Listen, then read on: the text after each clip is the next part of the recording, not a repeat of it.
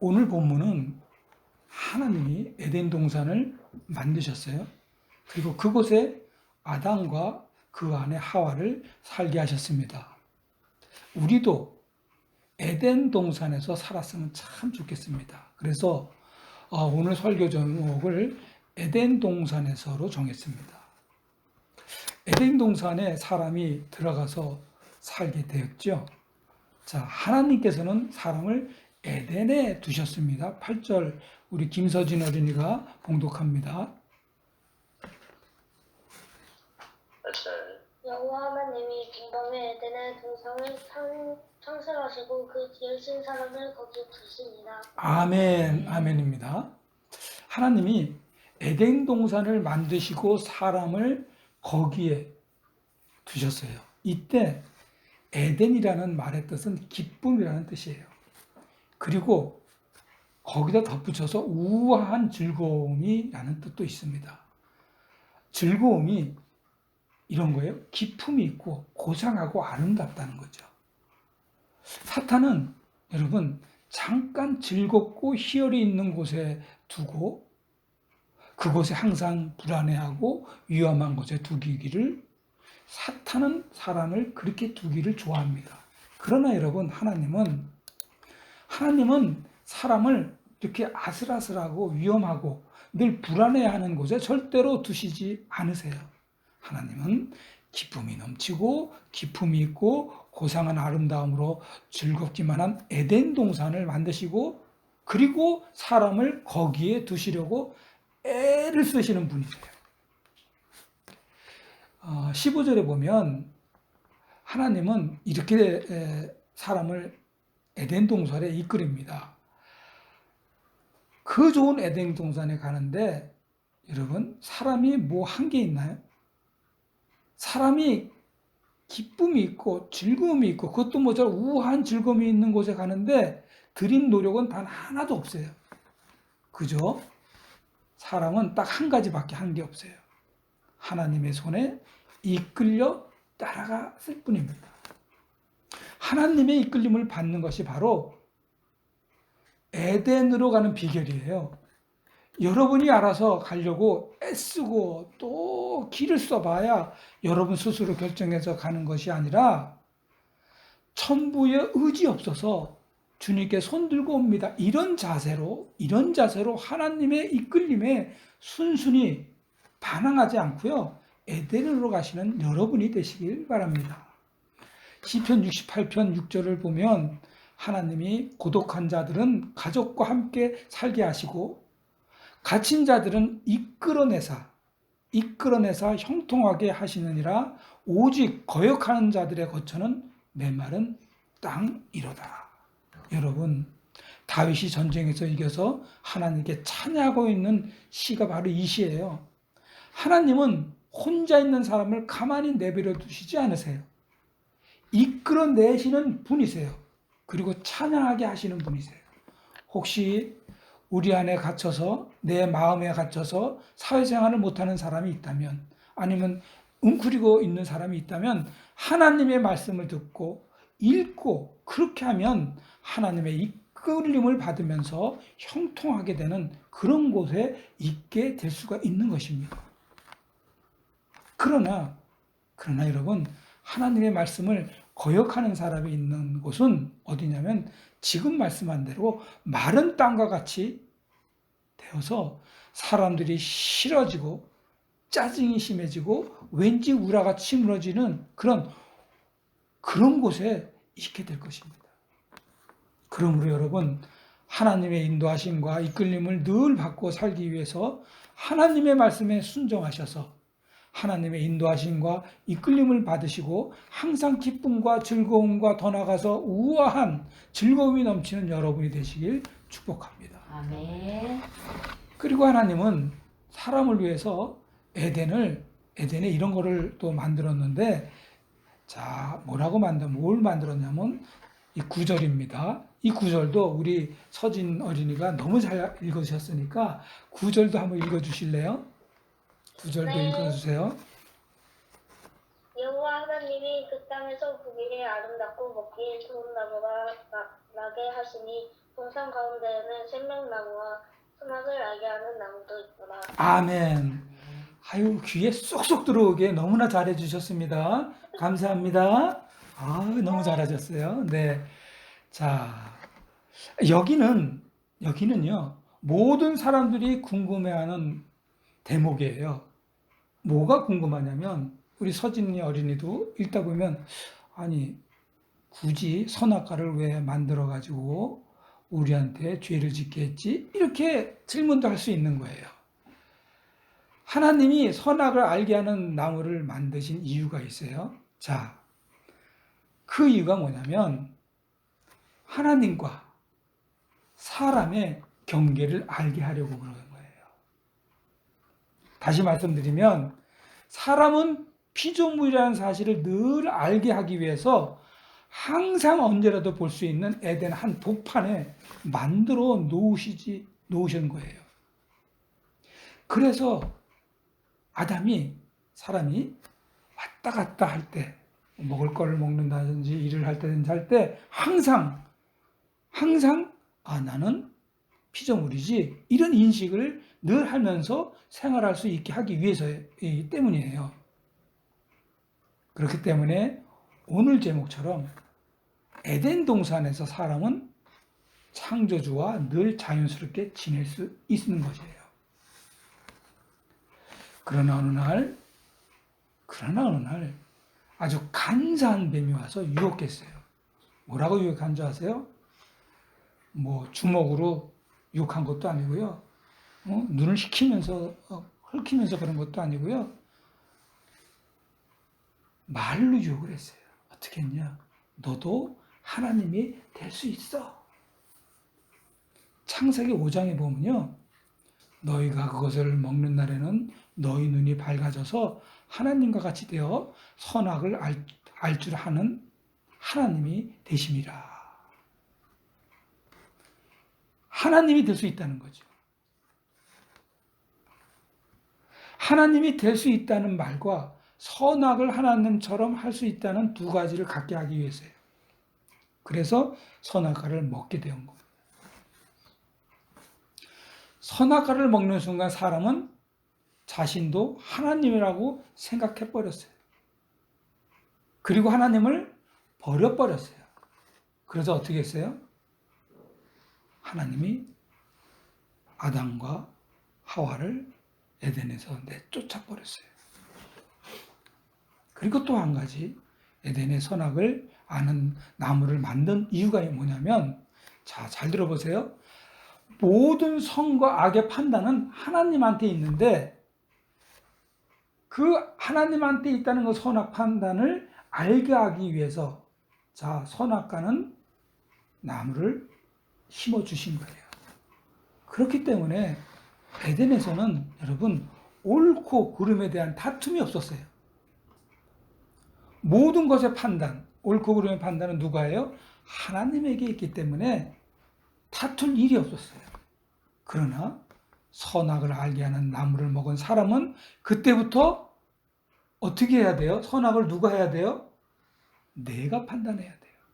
그러니 자, 그날부터 사람마다 판단이 다 다르기 때문에 네가 틀렸다 하면서 지적하는 일이 생겼고, 아니다, 네가 더 틀렸다 하면서 이게 심해지면서 공격하고, 이제는 싸움이 일어나고, 조금 더 지나서 어떻게 했어요? 총 들고 칼 들고 싸움을 벌어지게 된 거예요. 이렇게 사람들은 매일 다투면서 살게 되었습니다. 이것이 바로 선악과를 따먹은 죄입니다.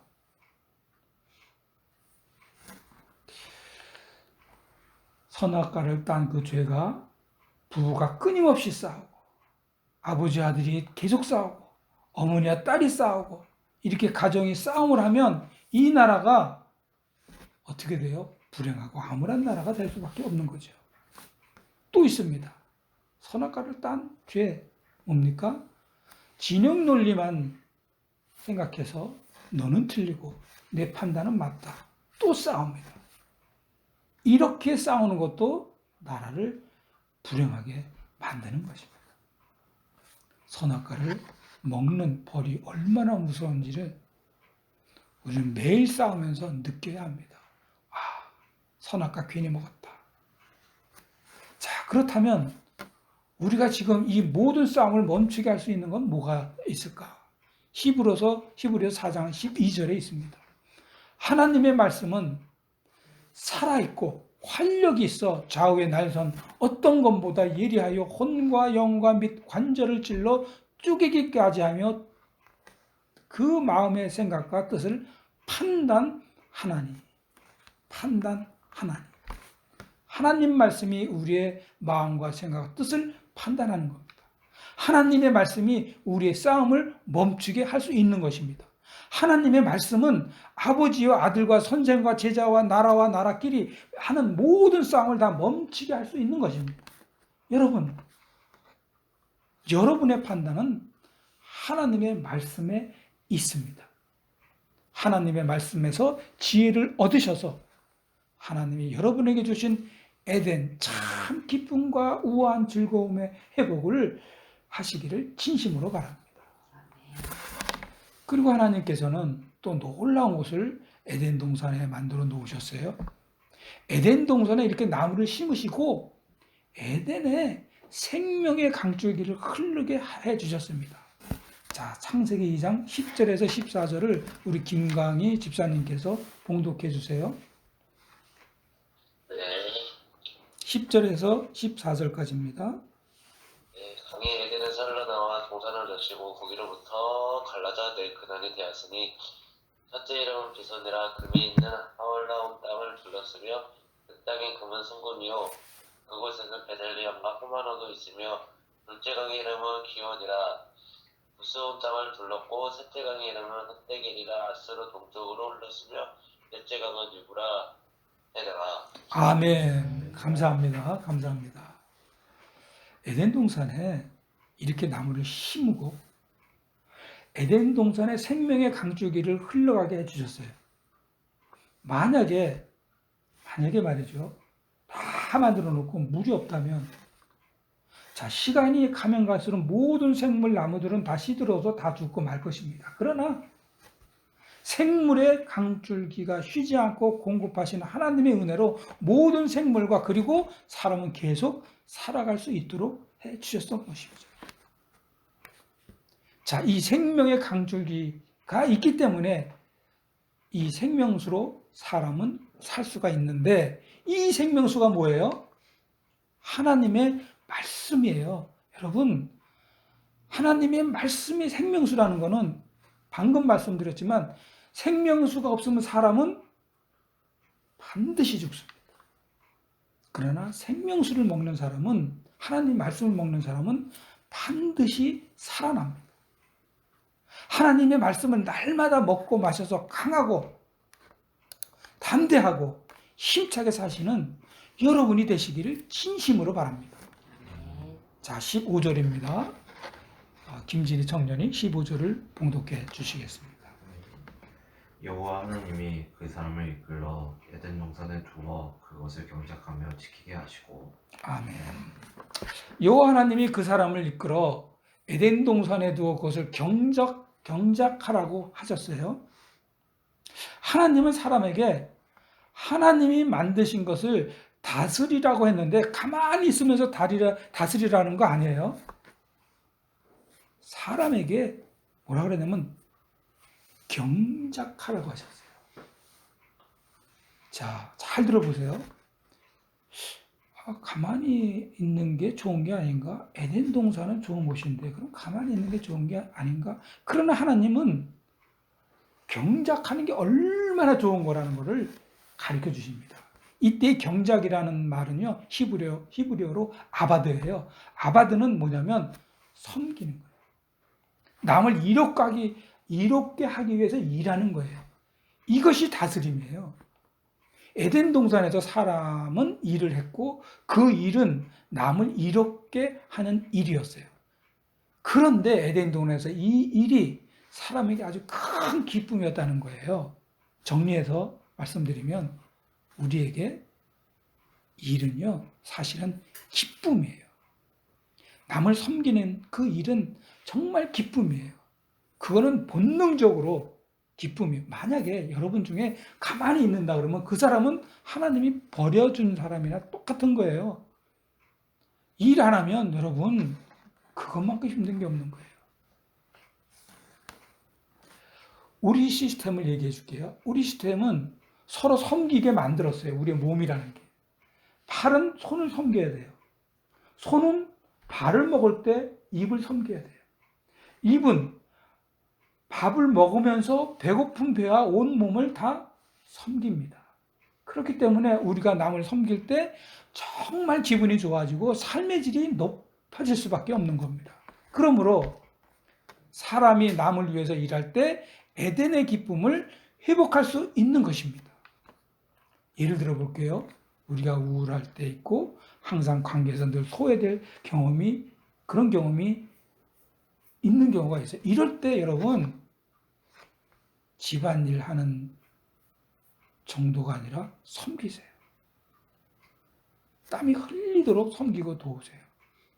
그러면 섬김과 도움이 여러분에게 기쁨이 있고 즐거움이 있고 바로 이것이 여러분 집안일을 하는데 그게 무슨 즐거움이 있으세요? 아닙니다. 해보세요. 그냥 대충 하는 게 아니고 땀이 흘리도록 막 걸레질을 하면서 그냥 여기저기 깨끗하게 이거는 우리 집을 섬기기 위한 사람 아니고는 그렇게 못해요. 그게 바로 에덴의 삶입니다. 여러분 중에 일주일에 한번 대청소를 하는 집안이 있더라고요. 보면 그게 에덴의 삶이에요. 에덴의 삶 특별한 거 아니에요. 노인분들에게 자리 양보하는 거. 가정에서 화장실 청소 잘 안 하잖아요. 화장실 청소하는 거. 설거지 안 하는 사람 있죠? 설거지 하는 거예요. 아침에 이부자리 개는 거. 할머니가 이제 길에 뭐를 파는데 팔면서 팔 때 뭔가를 샀을 때 깎지 않는 거. 이런 것도 에덴 동산에서의 삶입니다. 저는 여러분이 에덴 동산의 삶을 이 현실에서도 경험하면서 살아서 하나님께 칭찬 듣고 하나님의 이끌림을 받으시는 여러분 되시기를 진심으로 바랍니다. 자, 창세기 2장 16절과 17절을 우리 최욱이 집사님께서 봉독합니다.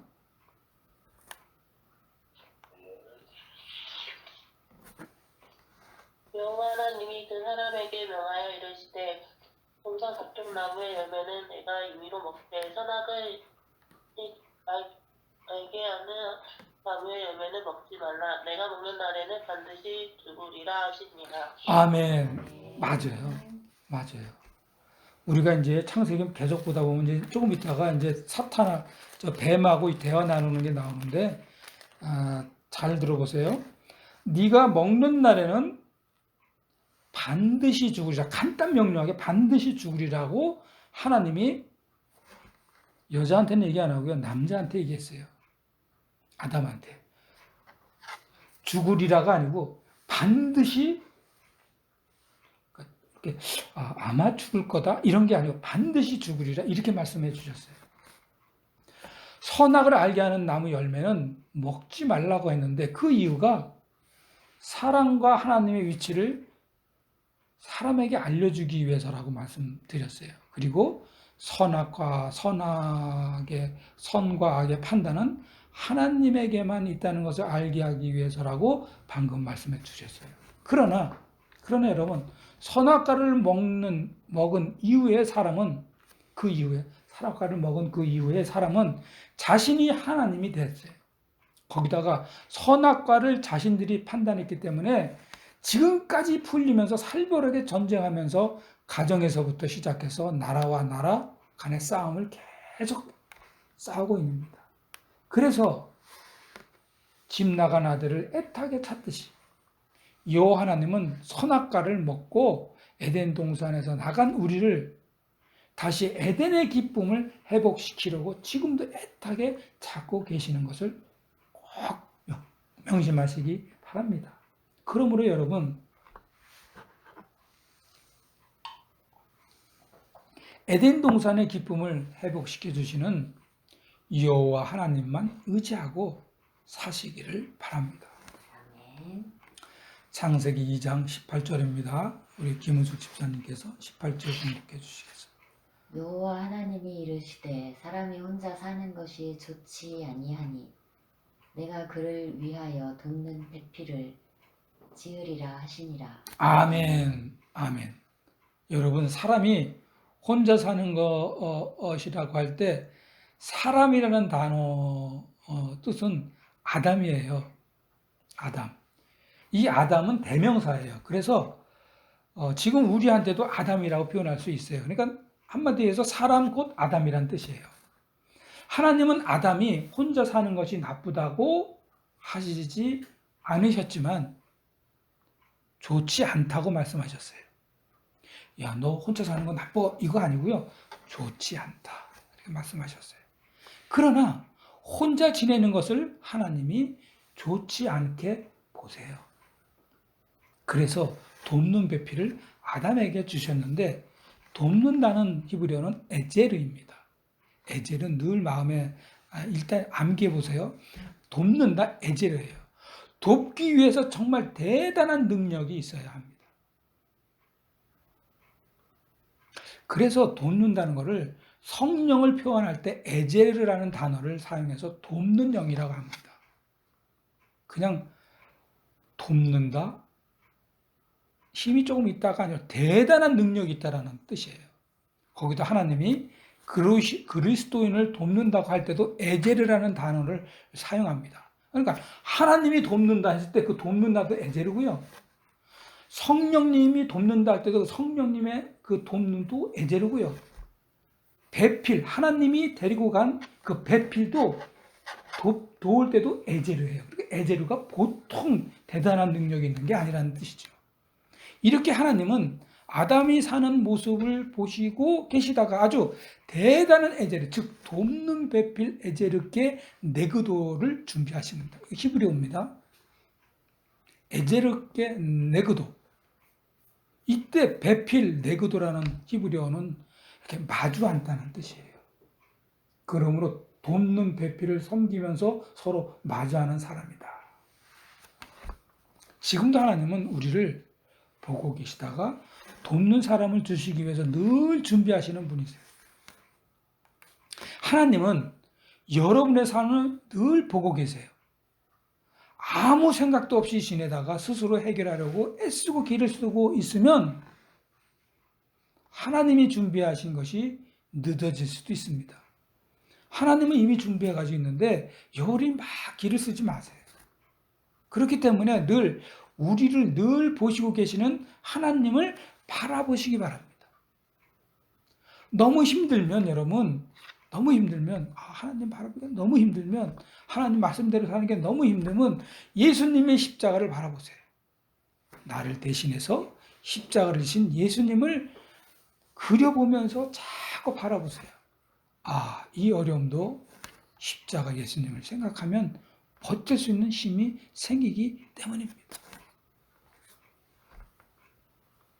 화가 확 났을 때 십자가를 생각하세요. 십자가에 매달려서 피 흘리시는 그 예수님을 그림을 상상하세요. 그러면 그 확 올라가는 그 화가 변화가 확 사라집니다.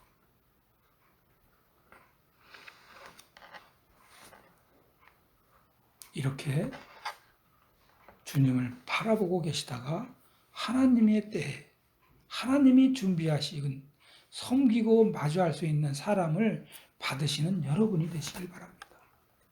창세기 2장 19절입니다. 여호와 하나님이 흙으로 각종 들짐승과 곡중의 각종 새를 지으시고 아담이 무엇이라고 부르나 보시려고 그것들을 그에게로 이끌어 가시니 아담이 각 생물을 부르는 것이 곧 그 이름이 되었더라. 아멘입니다. 여러분 대단하지 않나요?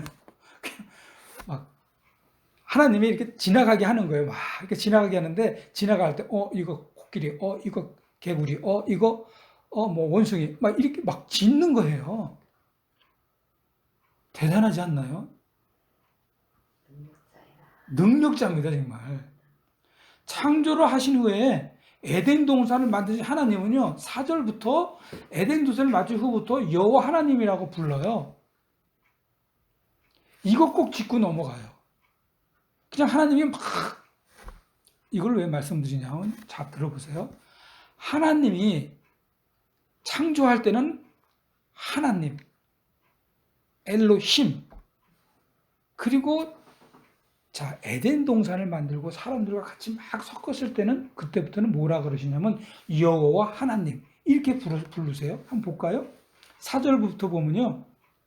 4절에도 여호와 하나님이 땅과 하늘을 만드시고 5절에도 여호와 하나님이 땅에 비를 내리시고 6절에도 보면 8절에도 보면 여호와 하나님이 동방의 에덴의 동산을 창설하시고 9절에도 보면 여호와 하나님이 계속 다 여호와 하나님이 15절에도 여호와 하나님이 그 사람을 이끌어 이렇게 또 16절에도 보면 여호와 하나님이 이렇게 여호와 하나님이라고 다 바뀌었어요. 1장은 전부 하나님밖에 없어요. 여호와 하나님이라고 하지 않았어요. 하나님이 자기 형상, 하나님이 그들에게 복을 주시고 하나님이 이르시되 하나님이 지으신. 자, 그 다음 좀 넘어서 2장을 넘어가면 그때부터 여호와 하나님이에요. 4절부터. 왜요? 그때는 사람하고 같이 지내기 때문에 그때부터는 하나님이 여호와 하나님이라고 부르는 거예요. 그것은 사람과 함께 하시려고 하나님 스스로를 이름을 지으셔서 우리에게 준 거예요. 나 여호와다. 알았지? 그래서 모세에게도 이스라엘과 함께 하시기 위해서 하나님의 이름으로 나는 스스로 있는 자라고 그때 모세에게 명명합니다. 우리가 꼭 명심하고 또 명심할 것은 하나님은 사람과 함께 하시려고 사람을 지으셨고 지금도 우리와 함께 하시고 계시다는 것을 반드시 믿으세요. 오죽했으면 여러분 하나님이 자기 이름을 여호와다 이렇게 가르쳐 주셨을까요?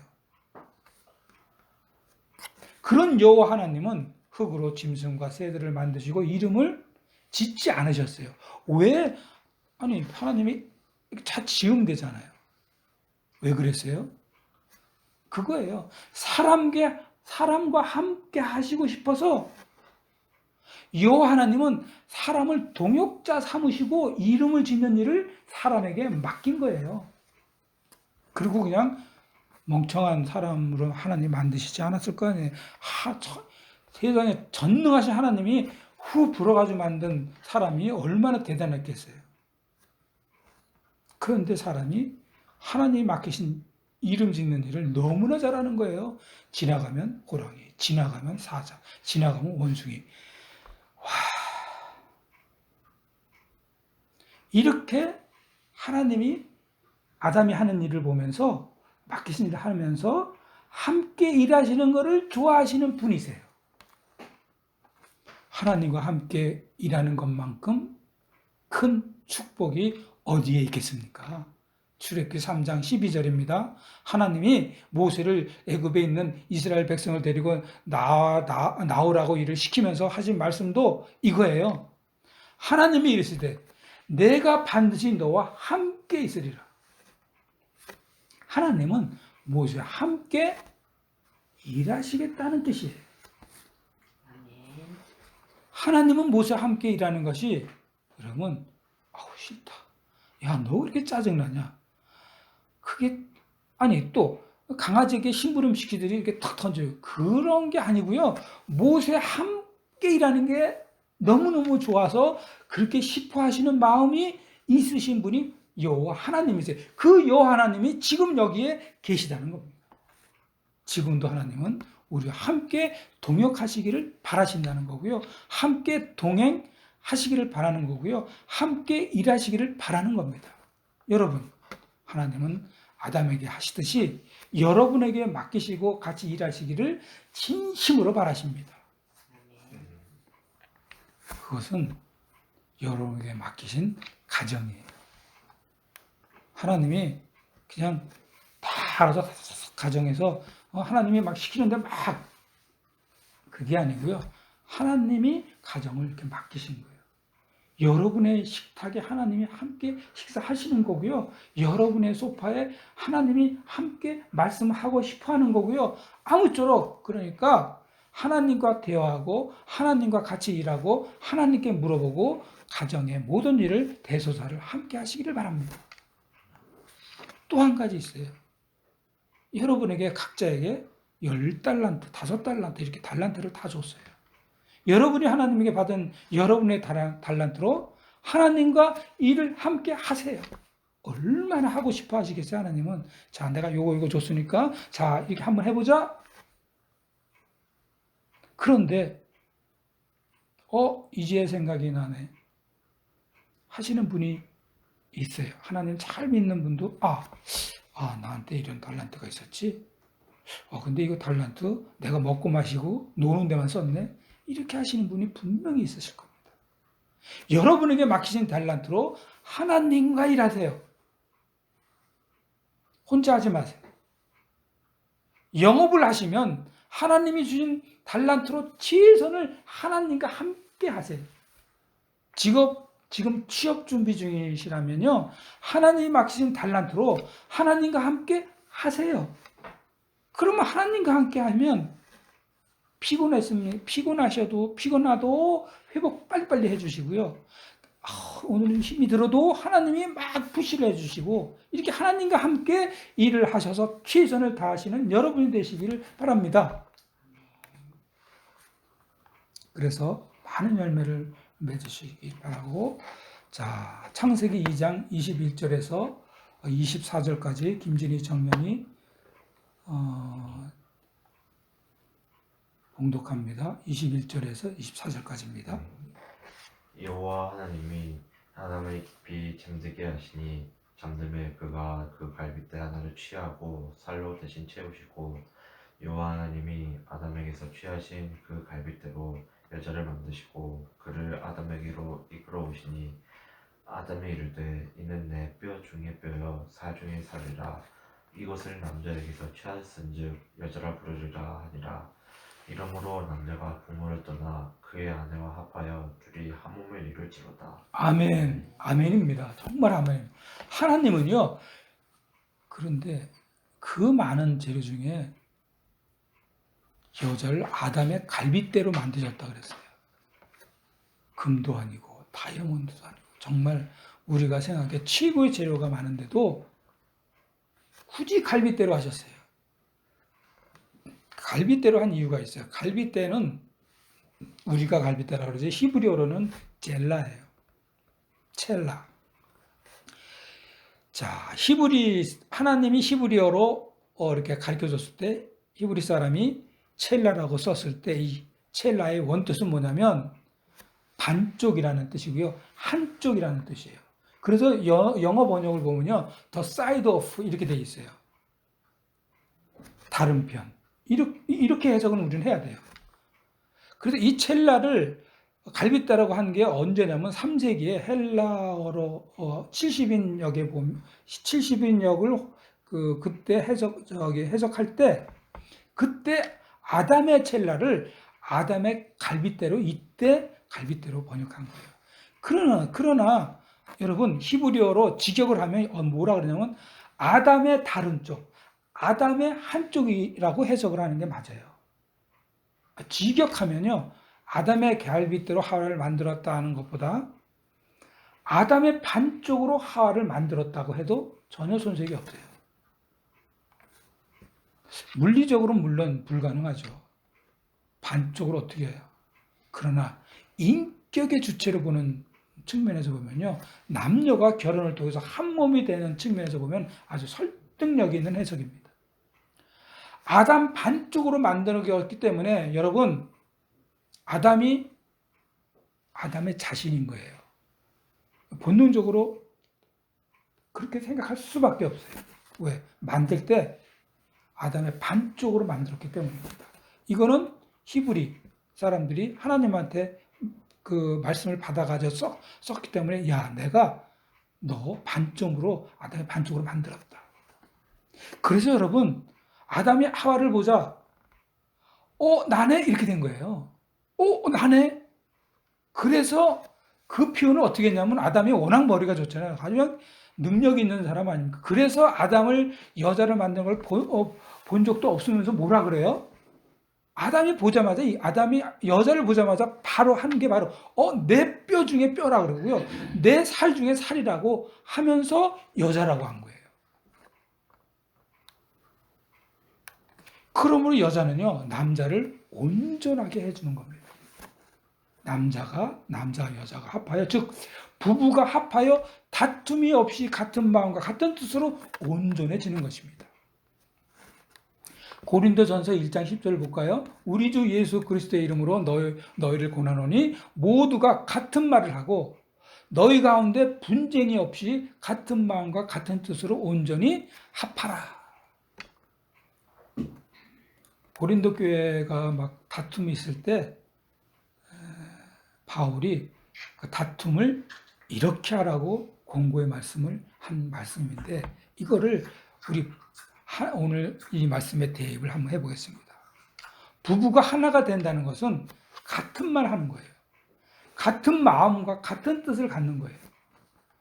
부부는 의견을 통일시켜서 갈라지지 말고 같은 생각, 같은 뜻으로 굳게 단합하라는 뜻이에요. 지금 우리는 아이를 키울 때 부부가 의견이 하나가 되나요? 같은 생각을 가지고 있나요? 근데 현실은 아니잖아요. 그러나 아담이 하나님이 이끌어 오신 자신과 똑같은 여자를 보고 내 뼈라고 하고 내 살이라고 한 것은 바로 내 아내의 의견이 곧 나의 의견이라고 여겼기 때문입니다. 여겨야 되는 겁니다. 그리고 남편은 아내의 의견으로 완성이 되는 겁니다. 남편의 의견이 반영된 아내의 의견이 바로 하나의 의견인 겁니다. 부부가 하나가 되는 거고요. 부부가 같은 마음과 같은 뜻을 갖게 되는 겁니다. 그러므로 여러분, 부부가 또는 미래의 부부가 될 커플들은 하나가 되기 위해서 부모를 떠나시고 하나님이 나에게 선물로 주신 반쪽임을 꼭 믿으시고 하나의 의견, 같은 마음, 같은 뜻으로 사시는 여러분이 되시길 바랍니다. 자, 이제 다 왔습니다. 끝절입니다. 25절은 우리 김은숙 집사님이 봉독해 주시겠습니다. 아담과 그의 아내 두 사람이 벌거벗었으나 부끄러워하지 아니하니라. 아멘. 참 아무리 봐도 우리 입장에 이해가 안 되는, 벌거벗었는데 부끄러워하지 아니하였다. 아담과 하와의 아담의 아내는 에덴 동산에서 기가 막히게도 우리의 생각으로는 상상도 못할 일이 벌어졌어요. 뭐예요? 벌거벗었지만 전혀 부끄러워하지 않았다. 뭡니까 이게? 부부가 서로 부끄러울 것이 없다.